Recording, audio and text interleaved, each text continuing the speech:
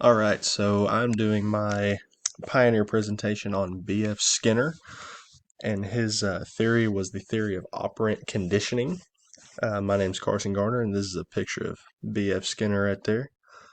Alright, so Burris Frederick Skinner was born on March 20th, 1904, and he died on August 18th, 1990.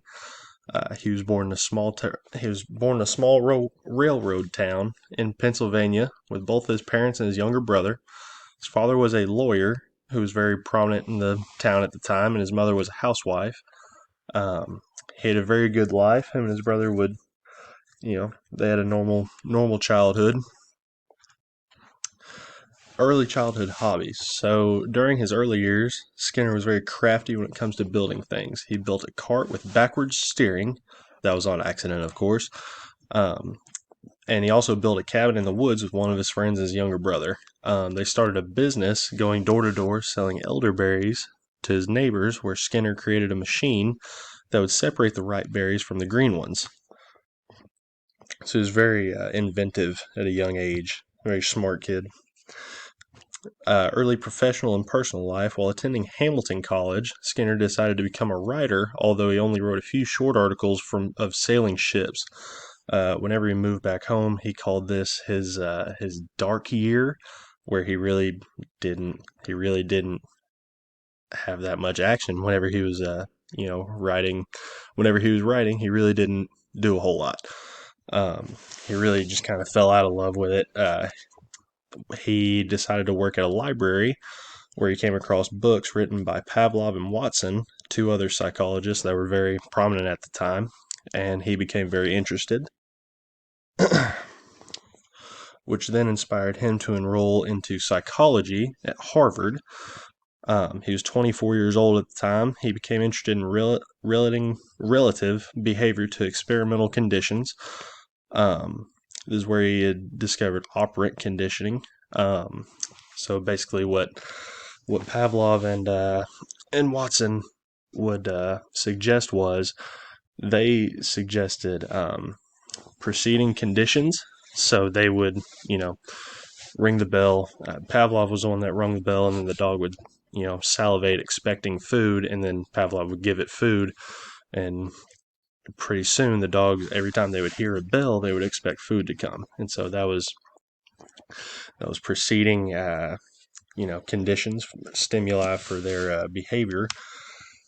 And so Skinner was very interested by this theory, but he didn't really agree with it. He thought there were two ways you could go about it, and so he tried to find an easier way to change behaviors. So he worked with rats, and he found that operant conditioning, whereas the rats would have a reward or they'd be met with negative or positive reinforcement after they would complete a task.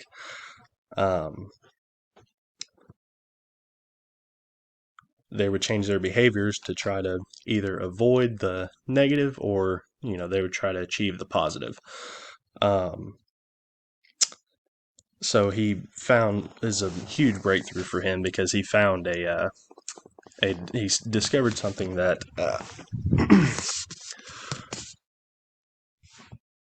that rivaled that of Pavlov and Watson, two guys that he looked up to and influenced him very much in his younger years, getting into psychology.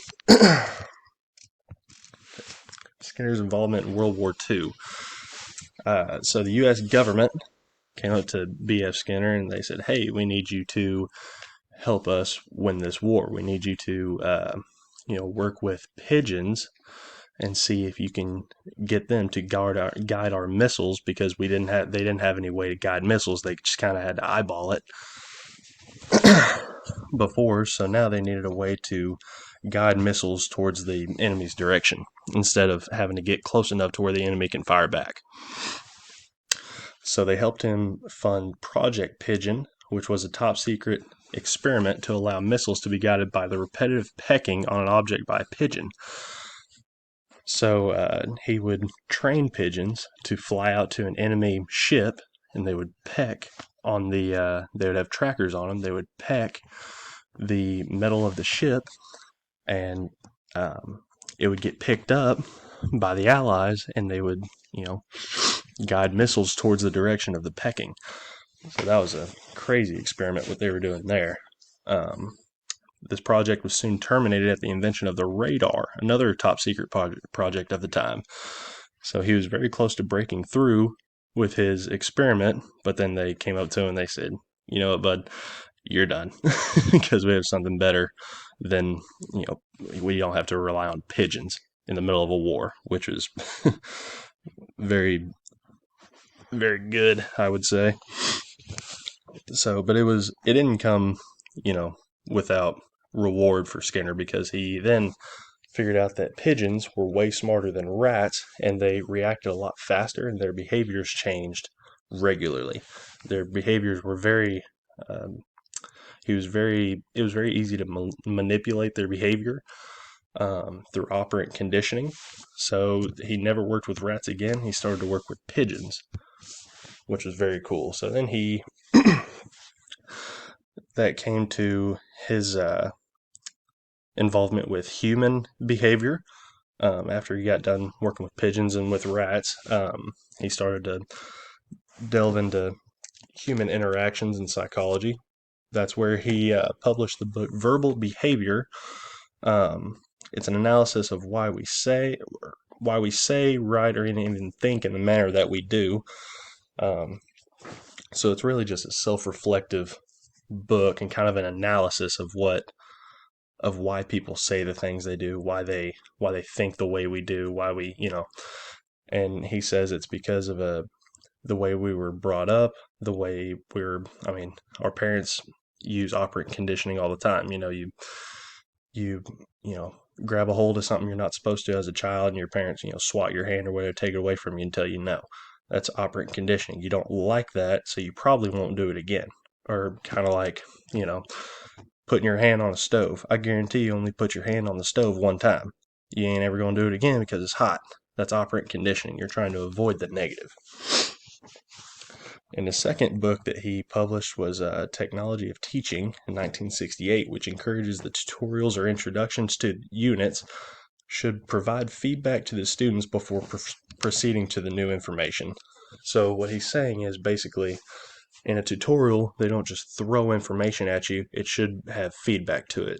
The students should be able to answer, and then they should get a yes or a no, right or wrong. You know, you're doing this correctly, you're doing this incorrectly, rather than just getting, you got it right or you got it, you know, whatever. You got it right or you didn't get it right. They're looking for an answer, so that way they can repeat the positive behavior and terminate the negative behavior. So in 1989, Skinner was diagnosed with leukemia, and on August 18th, 1990, he passed away only 2 days after completing his final book, which was titled About Behaviorism in 1990. His final book was a summary of all of his life's work, all put in one final novel. The reason he felt he had to create About Behaviorism, his final novel, was because people would take his other books, his other publishes, and they would you know, skew what he would say, or they would, you know, there's a lot of misconceptions about what he was trying to say about operant conditioning and how it relates to people and how it relates to animals and mainly children and in schools. So he felt he had to, before he passed away, he felt like he had to finish all this and give one final book to really summarize it all. After his death, Skinner's theory of operant behavior is still used in classrooms today. His theory in today's classroom is that students must be given feedback immediately. Their behaviors and tendencies in the classroom must be dealt with either negatively or positively immediately before proceeding to the next topic of discussion. And that's what I was saying earlier. You know, it doesn't do your kids any good to just answer a question and then not get an answer back. You know, if I do a math problem wrong and you just tell me I did it wrong and don't tell me why, I'm going to keep getting it wrong because you didn't tell me anything different. You know, you need to tell me what I did and did not do correctly, so that way I can fix it and get the answer we're looking for. So I'll leave you guys with this. People learn in two ways: by striving for positive things and avoiding negative things. B.F. Skinner. Here's my bibliography. Continue bibliography. Thanks, guys.